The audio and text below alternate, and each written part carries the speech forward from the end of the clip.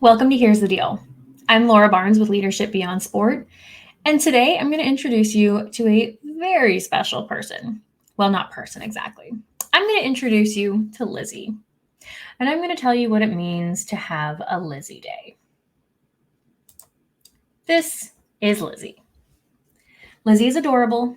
Lizzy is not mine, but I did live with her for a while, and I know Lizzy pretty darn well. I know her quirks. I definitely know her crazy. And I know how sweet and loving and what a good soul she is.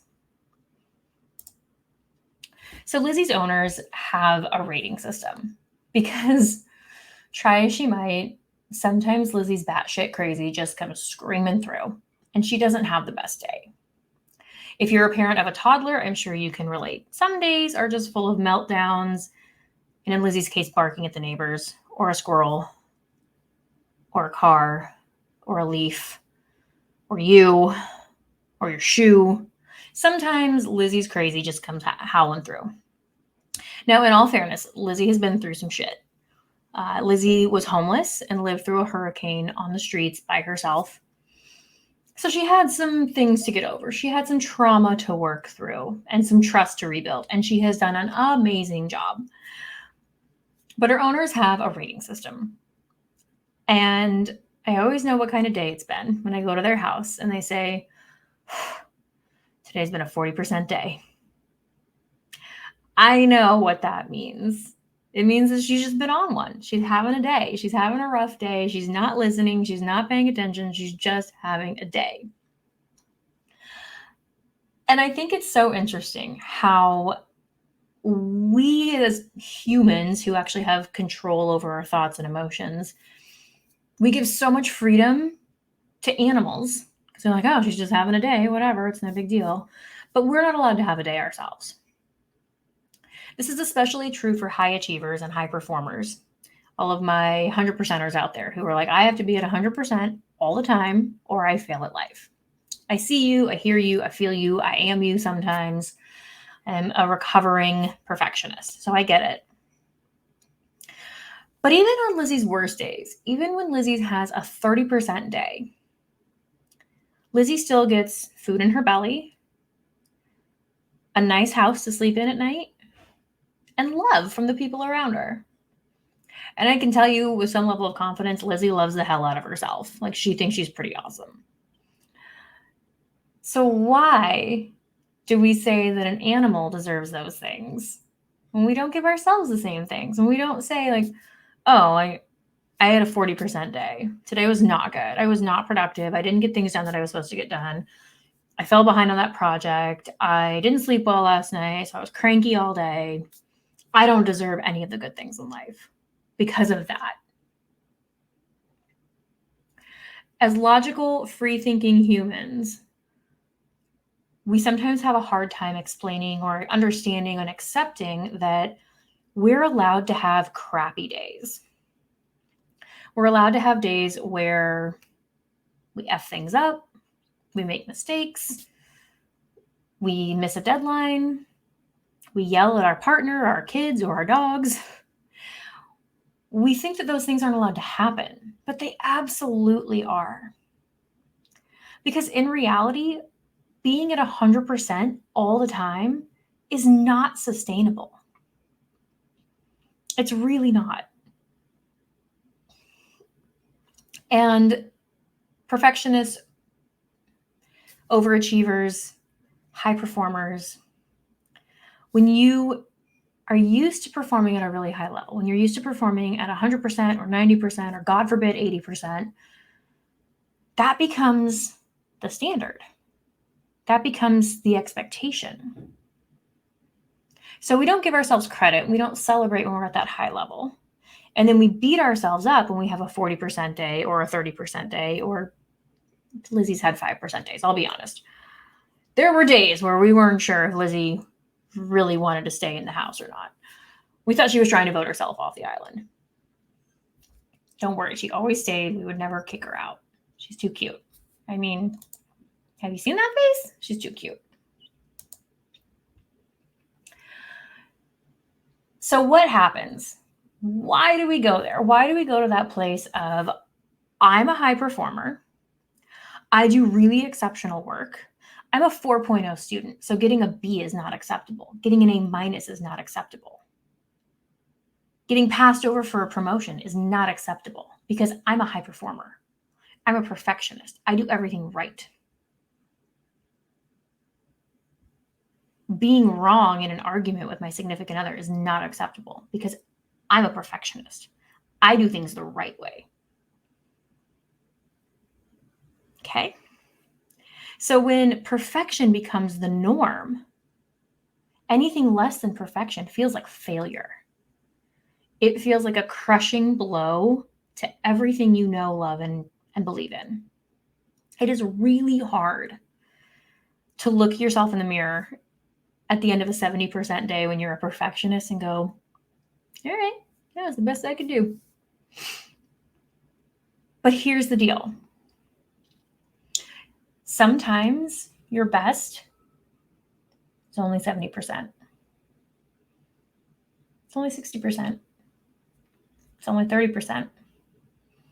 You don't get mad at your car when you get in it and you realize that you only have a quarter tank of gas, right? You don't get mad at the vehicle for only having that much fuel available.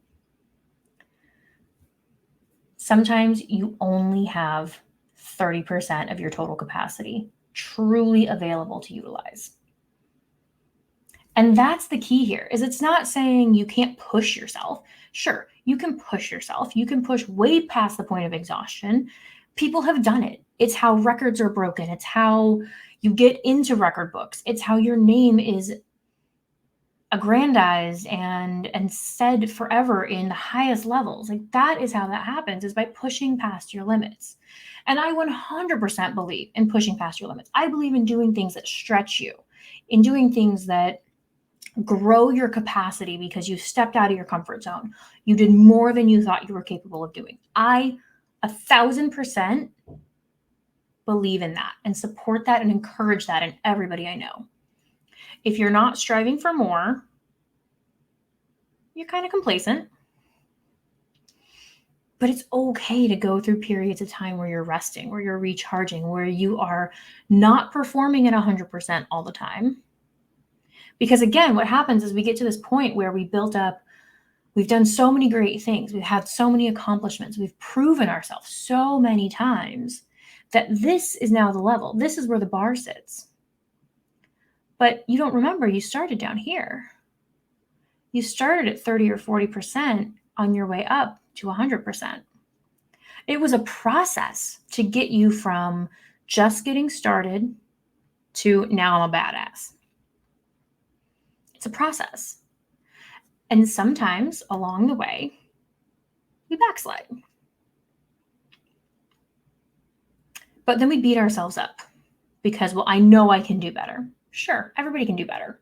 I truly believe that there are very few humans on this planet who are absolutely maximizing their potential every single day. Very few. Doesn't mean there aren't still high performers. But very few people are at 100% every single day. And I would argue that those people probably have other challenges that they are working through, whether they've realized and accepted them or not. Because again, 100% every day for the duration of your life is not feasible. So take a deep breath if you're having one of those days today. And remember, it's okay to have a Lizzy day. The real question is, how do you handle it when you're in that moment? First of all, acknowledge that it happens. It's okay. Again, at the end of a 30% Lizzy day, she still gets food, she still has a warm place to sleep, and she still gets love. So even if there isn't an external force or an external person in your world providing you with food and love and shelter, if you have the food and the shelter, give yourself the damn love. Tell yourself, you know what? Today wasn't my best, but I did my best with what I had. That's the key. Today wasn't my best. It wasn't the best day I've ever lived. It wasn't the time I exceeded all expectations, the time that I crushed every deadline and checked off everything on my to-do list. Today wasn't that day. But today, I woke up with 40% in the tank. and I used all of that 40%. I did my best with what I had. Remember that phrase. I did my best with what I had. You would never fault a 5-year-old for making a car out of Play-Doh instead of making a car out of machine parts. They did the best with what they had. Give them machine parts, maybe they'll build you a car. You don't know. So accepting that sometimes you're having a Lizzy day. That's the first thing. The second thing is making a minor adjustment, a small tweak or a small change so that you can go from did my best with what I had to closer to reaching my ultimate potential, closer to reaching my personal expectations of myself. Because here's the other thing. Your belief of what people expect of you, that's your belief. That's not necessarily what people expect of you. Sure, your parents might expect you to get good grades. Your boss expects you to show up on time and do your job. Yes, those are expectations.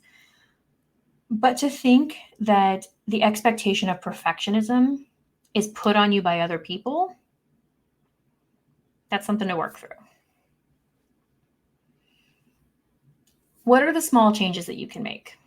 A great example of this, I have been working with a trainer for a while and got to a point where I was not doing any of the things.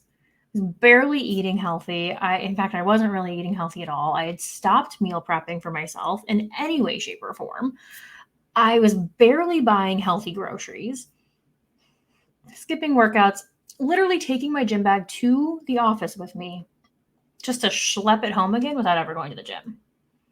You been there? You feel that? Yeah, I was going through that. And so after a weekend of eating a lot of really unhealthy foods, tacos, it happened. It was amazing, not gonna lie. I loved every second of it. I decided I need to make a shift.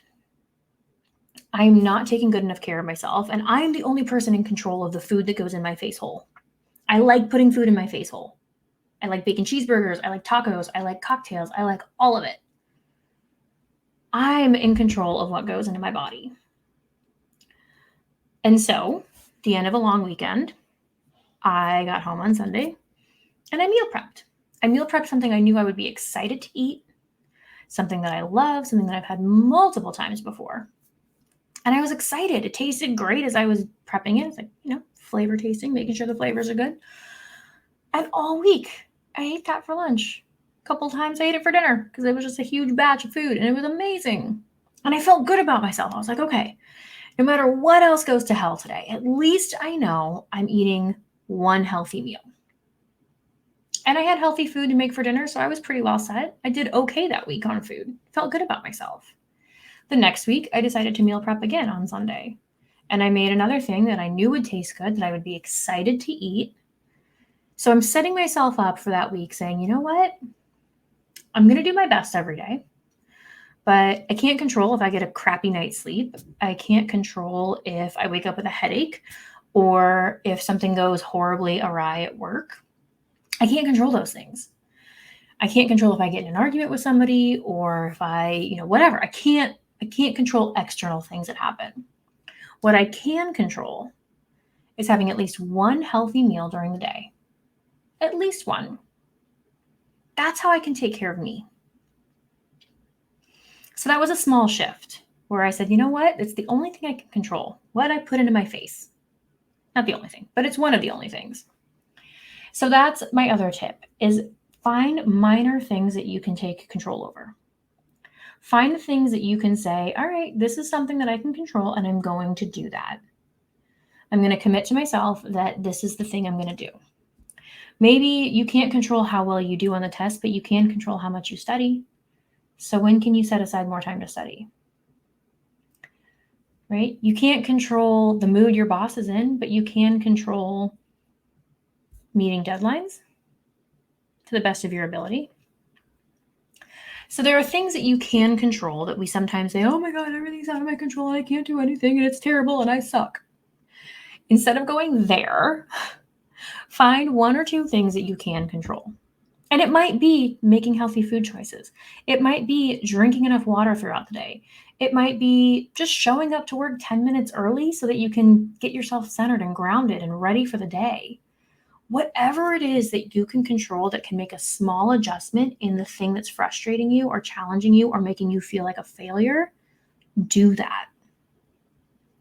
And the third thing is when you have those 100% days where you kick ass and take names, celebrate that. Give yourself a huge pat on the back. Post it on social media. I killed it today. I crushed this day. This day was my bitch. Pardon the language. Text your best friend, text your family members, whoever it is. And yeah, brag a little bit. Because 100% days are not always possible for all of us. And they won't always be possible for any of us. Always. Always being the key phrase there. They will not always be possible. So instead of beating yourself up every time you have a less than 100% day, accept the fact that you're doing the best with what you have. It's okay to have a Lizzy day. You can find at least one or two things in your day that you have control over, and you can take control of those things. And you can celebrate your best days and give yourself huge credit for showing up at that level, for working that hard, and for getting that much done.